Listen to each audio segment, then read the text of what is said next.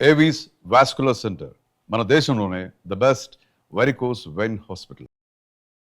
నమస్తే రమగారు. నమస్తే జయ. రమగారు, షాప్స్లో చూస్తూ ఉంటామండి. అంటే పెద్ద పెద్ద చోట కాదు కానీ చిన్న చిన్న షాప్స్ ఉంటాయి చూసారా, నీళ్ళల్లో నిమ్మకాయ వేసి పెట్టుకోవటం, తర్వాత ఎర్రటి క్లాత్లో కొబ్బరికాయలు అలాంటివి కట్టడం, పటిక పెట్టడం, తర్వాత వెదురు మొక్కలు నీళ్ళల్లో వేసి పెట్టడం, ఇలాంటివి చూస్తూ ఉంటాం. అంటే దిష్టి తగలకూడదు అనా, లేకపోతే వ్యాపారం బాగా పెరగటానికా, ఇంకా ఇలాంటివి ఇంకా ఏం పెట్టుకుంటూ ఉంటారు? జనరల్గా ఇప్పుడు నిమ్మకాయ లాంటివి నీటిలో వేస్తే అది డబల్గా కనపడుతుంది. గ్లాస్ నిండా నిమ్మకాయ అయినట్టు ఉంటుంది కదా, వృద్ధి కోసం. చాలామంది చేస్తారు జయ, ఇళ్లలో కూడా చేసుకునే వాళ్ళు ఉంటారు. ఏంటంటే ఒక పాజిటివ్ వైబ్రేషన్ ఓకే కొంత ఉంటే ఎక్కువగా కనపడుతుంది. ఇప్పుడు చూడండి, మన షాప్లోకి వెళ్తే ఒక అద్దం ఉందనుకో, ఈ వస్తువు అద్దంలో కనపడి అక్కడ ఉన్న వస్తువులు ద్విగుణంగా కనపడతాయి కదా, వస్తువు ఎక్కువ కనిపిస్తుంది. ఈ నిమ్మకాయ కూడా అలా ఎక్కువ కనిపింపచేసే లక్షణం. పైగా అది పాడవదు, ఫ్రెష్గా ఉంటుంది ఎక్కువ రోజుల పాటు. పువ్వులు కూడా వేసి పెడతారు. పువ్వులు వేసి పెట్టడం ఇటీవల కాలంలో వచ్చింది, కానీ షాపుల్లో ఇవన్నీ ఎందుకు చేస్తారంటే వాళ్ళకి వ్యాపారాభివృద్ధి కోసం, పాజిటివ్ ఎనర్జీ కోసం, నెగిటివ్ ఎనర్జీస్ ఏవి లోపలికి రాకుండా ఉండటం కోసం. వ్యాపారమే జీవనాధారంగా ఉన్న వాళ్ళు ఏం చేస్తారు, ఎలాగైనా దాన్ని కాపాడుకోవాలి అంతే, అన్ని పక్కల నుంచి. అదే కదా ప్లాన్. సో ఈ ప్లాన్ ప్రకారం ఏం చేస్తారంటే పటికను పెట్టుకుంటారు. పటిక పెడితే ఏమవుతుందంటే నెగిటివ్ ఎనర్జీ లోపలికి రాకుండా ఉంటుంది. అబ్బా వీడికి భలే వ్యాపారం అయిపోతుంది అలాంటి భావాలు వీళ్ళ తాలూకు ఆరాని దెబ్బతీయకుండా ఉంటాయి.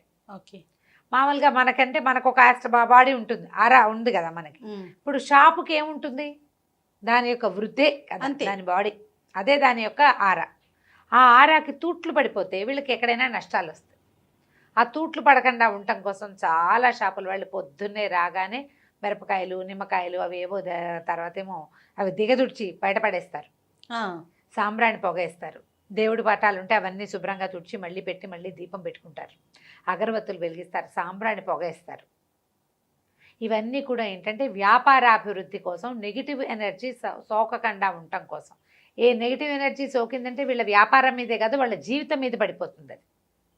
ఆ షాపులో పనిచేసేవాళ్ళు, షాపు పెట్టుకున్నవాళ్ళు, మరి అప్పు తెచ్చుకున్నారో, ఎక్కడైనా బంగారమో ఏవో తాకట్టు పెట్టి తెచ్చుకున్నారో, ఆస్తులు తాకట్టు పెట్టి వ్యాపారం పెట్టారు.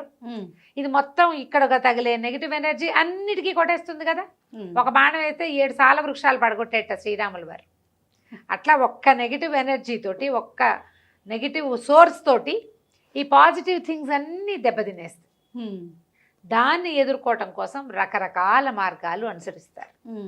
ఆ రకరకాల మార్గాల్లోనే పటిక పెట్టడం. పింక్ సాల్ట్ తెచ్చిచ్చేది మా తోడుకోడలు ఎక్కడి నుంచి తెప్పించింది, అమెరికాలో ఉంటుంది కదా శాంతి, అంత పింక్ సాల్ట్ రాయి, దాంట్ లోపలికి చిన్న హోల్ పెట్టి అడుగు నుంచి ఒక బల్బు కూడా పెట్టారు. మరి అమెజాన్లో కొన్నారో ఎక్కడ కొన్నారో తెలియదు. వర్షాకాలం నీరు కారిపోతుంది కానీ, లేకపోతే అది లైట్ వేసి పెడితే పింక్ కలర్ అట్లా కనిపిస్తుంటుంది. అది నెగిటివ్ ఎనర్జీని తీసేస్తుంది అని చెప్పి దానికి ఒక స్టాండు, దానికో బల్బు, దానికో ప్లగ్గు. ఒకవేళ ప్లగ్ పంప లైట్ పాడైపోయింది అయినా కూడా అది మీరు హాల్లో ఉంచుకుంటే నెగిటివ్ ఎనర్జీని అది హ్యాండిల్ చేస్తుంది. పాజిటివ్ వైబ్రేషన్స్ వస్తాయి. నెగిటివిటీని అది లాగేసుకుంటుంది, ఆటోమేటిక్గా పాజిటివిటీ మిగిలిపోతుంది. అవును.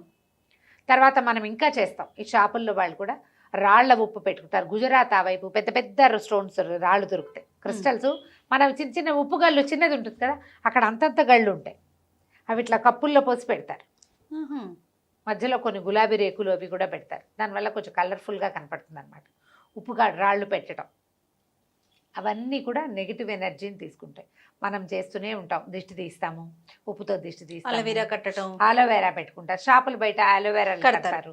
అవన్నీ కూడా ఏంటంటే ముళ్ళ మొక్క అవ్వటం. ఆలోవెరాకి ఈ నెగిటివ్ ఎనర్జీని లాక్కునే ఇది ఉంది. ఇవన్నీ ఏంటంటే పురాతన కాలం నుంచి వచ్చే నమ్మకాలు. వీటితోటే సెట్ అయిపోదు. అవును, మనకి సెట్టింగ్ మన దారిని మనం చేసుకుంటూ ఇది కొంచెం ప్లస్ అవుతుంది.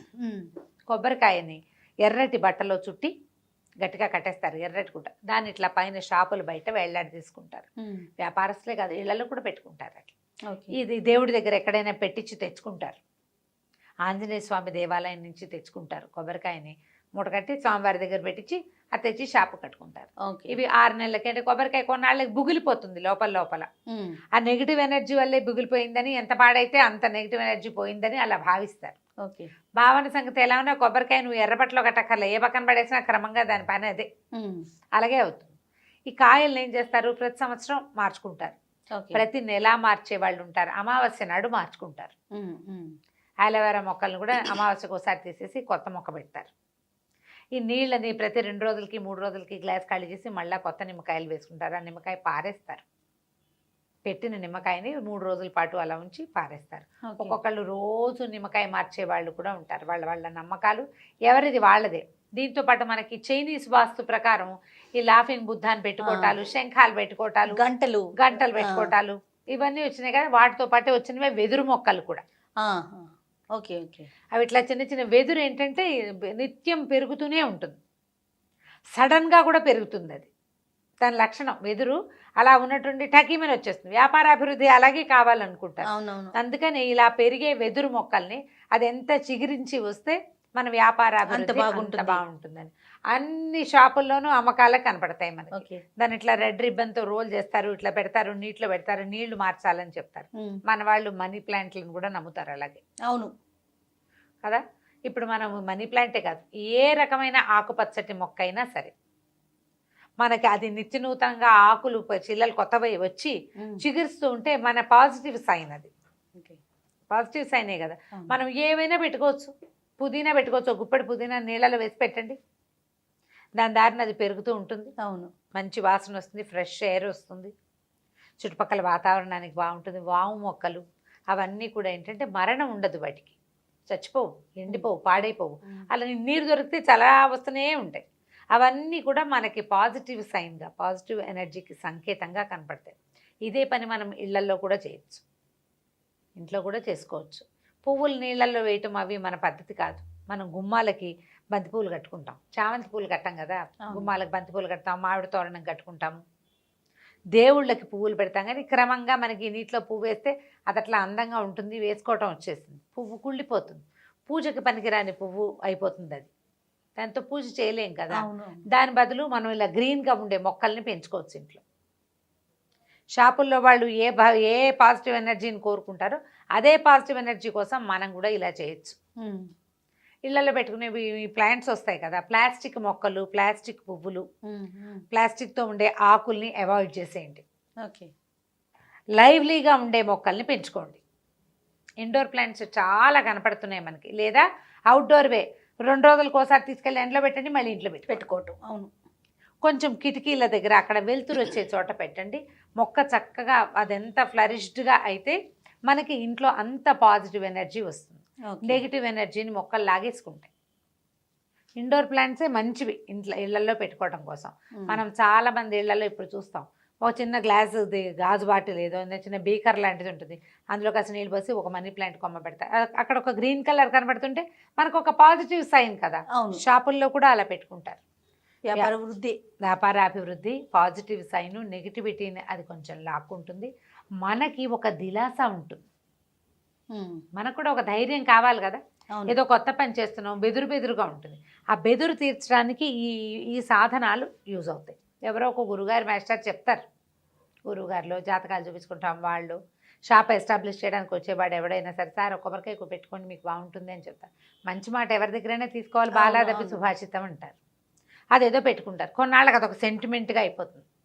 అది కట్టట్లేదు, అందుకే మనకు రాలేదు అనిపిస్తుంది కూడా. ఎందుకు రాకపోయినా అది కట్టాక ఏదైనా కొంచెం బెటర్గా తోచుతుంది అనుకో, దానివల్లే ఇది వచ్చిందని కూడా అనిపిస్తుంది. సెంటిమెంట్లకు లోన్ అయ్యి కూడా ఇవన్నీ పెట్టుకుంటారు.